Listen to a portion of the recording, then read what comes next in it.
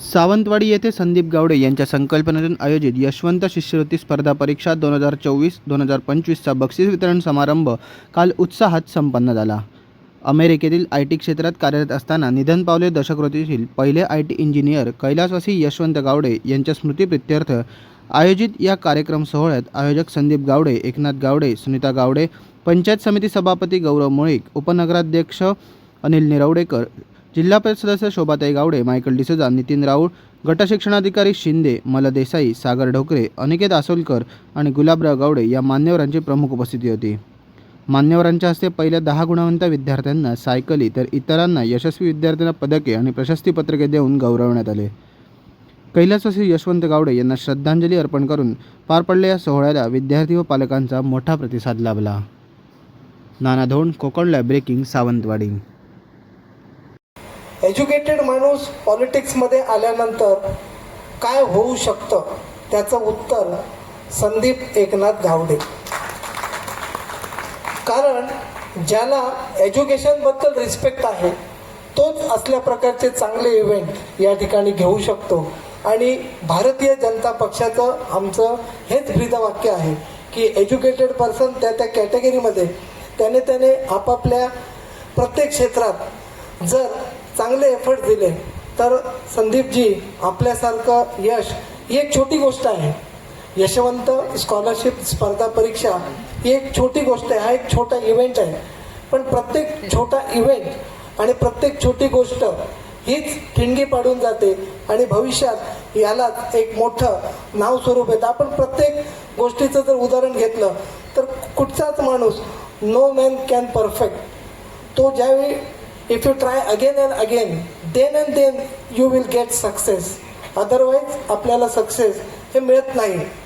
कारण प्रत्येक वेळी आपल्याला एफर्ट्स हे घ्यावेच लागतात.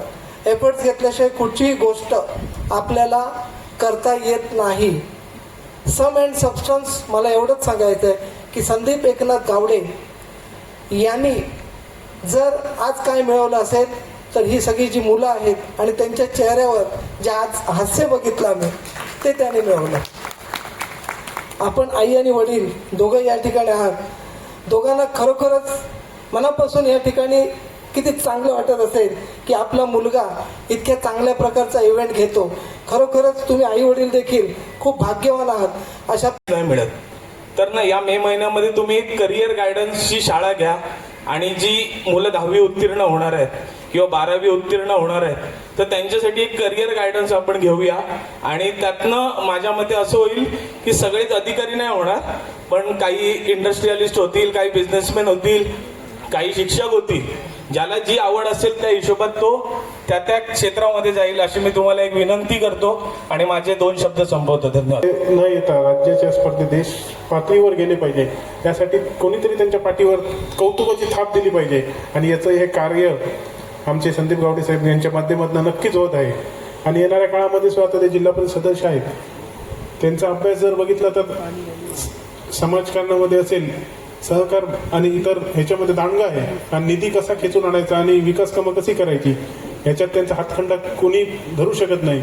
आणि येणाऱ्या काळामध्ये शिक्षण विभागामध्ये माझ्या मते चांगली डेव्हलपमेंट करण्याच्या दृष्टीने त्यांचा नक्कीच हातभार लागेल. आणि आपले विद्यार्थी येणाऱ्या काळामध्ये UPSC असेल, MPSC असेल यामध्ये नक्कीच चमकतील आणि जिल्ह्याचं नाव कुठेतरी या राज्यामध्ये देशामध्ये आपलं जाईल.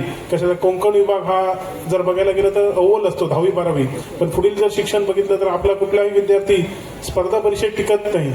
तर त्या टिकण्यासाठी त्यांनी जो आज यशवंत शिष्यवृत्ती स्पर्धा हे जे माध्यम दिलं आहे येणाऱ्या काळामध्ये याचा नक्कीच आज रोपटं आहे पण याचा वटवृक्ष होईल. आणि येणाऱ्या शिक्षण क्षेत्र आणि त्या क्षेत्रामध्ये हे असे कार्यक्रम म्हणजे ही गुंतवणूक आहे. ही गुंतवणूक आहे शिक्षण क्षेत्रामध्ये, भारताच्या भविष्यामध्ये. आत्ताच सरांनी कैलासवासी माझ्या यशवंत गावडे माझ्या बंधूंचं नाव घेतलं. हा सन्मान फक्त त्या नावाचा नाही आहे तर हे प्रातिनिधिक स्वरूप आहे. लक्षात घ्या, असं एक गाव जिथे जायला रस्ता नाही. म्हणजे मला आठवतं आमच्या गावात जर जायचं असेल 2002 साली ज्यावेळी अटलजी पंतप्रधान झाले त्यावेळी प्रधानमंत्री ग्रामसडक योजना ही त्यांनी राबवली. आणि ती योजना काय होती की ज्या गावात रस्ते पोचले नाहीत स्वातंत्र्यापासून, म्हणजे 1947 पासून जिथे रस्ते पोचले नाहीत तर तिथे रस्ते पोचवायचे. आणि प्रधानमंत्री ग्रामसडक योजनेतून त्यावेळी पहिल्यांदा माझ्या गावात रस्ता झाला. पण त्या कालावधीत संपूर्णपणे आम्ही जायचो कसं, तर आम्ही दानोलीतून चालत चालत चालत चालत जायचो. अशा कठीण परिस्थितीत ज्यांनी शिक्षण घेतलंय ना, त्याचं हे प्रातिनिधिक स्वरूप आहे आणि त्यांचा हा गौरव आहे. कारण की ती जिद्द असते, ती जिद्द लागते. हा कार्यक्रम सुरू करण्याच्या आधी, हा उपक्रम घेण्याच्या आधी मी चव्हाण साहेबांना ही कल्पना सांगितली आणि साहेबांनी मला त्याच्यामध्ये ज्या काही सूचना करायच्या होत्या त्या सूचना करून त्या पद्धतीने आम्ही ह्या पूर्ण उपक्रमाला हात घातला. पहिलं वर्ष आहे म्हणून आम्ही सावंतवाडी तालुक्यातून ह्याची सुरुवात केली. 2015ला आम्ही पहिल्यांदा वया वाटपाच्या माध्यमातून शैक्षणिक क्षेत्रामध्ये कामाला सुरुवात केली. कारण की साहेबांनी सांगितलं की संदीप, प्रत्येक शाळेमध्ये, जिल्हा परिषदेच्या प्रत्येक शाळेमध्ये आपल्या वया ह्या पोचल्या पाहिजे. आणि मग त्या माध्यमातून आम्ही हळूहळू सुरुवात केली. मग त्याला आम्ही दुसरा आयाम काय देऊ शकतो, तर आम्ही ही जी शिष्यवृत्ती स्पर्धा होती ती आम्ही घ्यायला सुरुवात केली. कुठलीही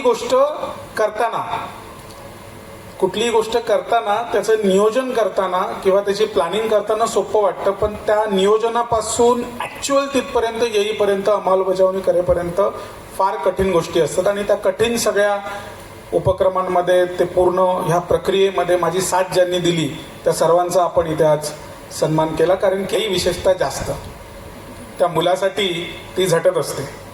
त्याचे शिक्षक हे पूर्णपणे टीम वर्क करून त्या पद्धतीने त्यांचा प्रवास चालू असतो. आणि ह्या सर्व प्रवासामध्ये त्यांच्यासाठी एक कौतुकाची थाप म्हणून आजचा कार्यक्रम ठेवण्याचं एक विशेष असं आम्ही हा दिवस निवडला.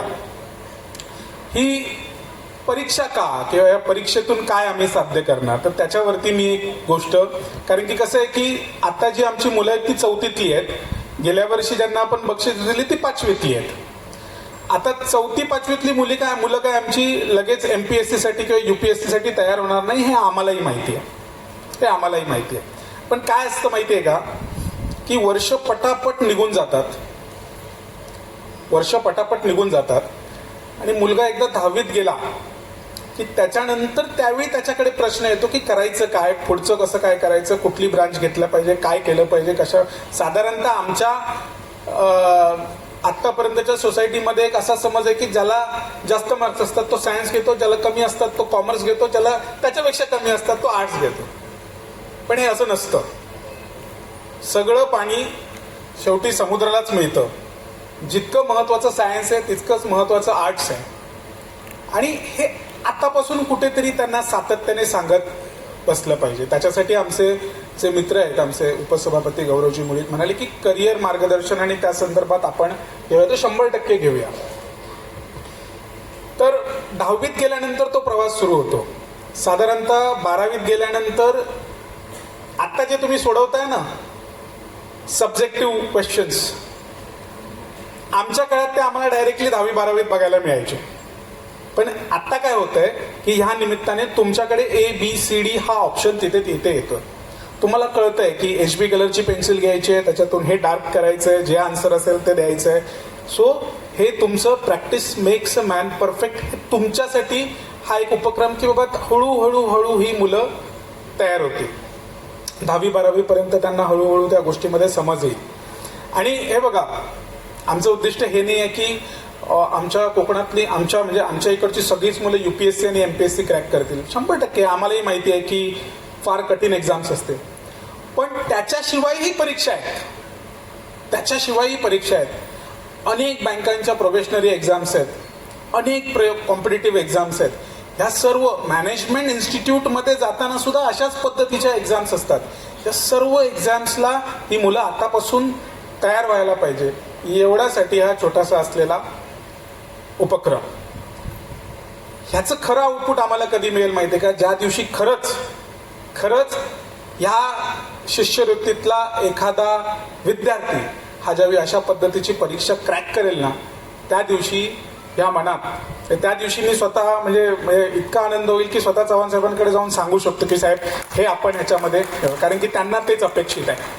त्यांना त्याच्यामध्ये तेच आर्ट्स वेगळं, कॉमर्स वेगळं, सायन्स वेगळं असं काही नाही आहे. आपण एकत्र हा सगळा प्रवास करूया.